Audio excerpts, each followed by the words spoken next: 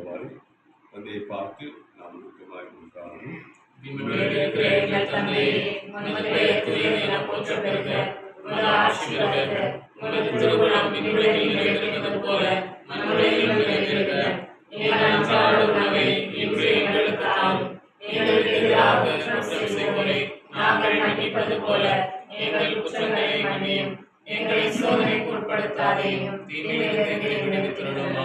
தந்தை உங்கள் மீது அன்பு கூர்ந்து உங்களுடன் வாழ்வாராக.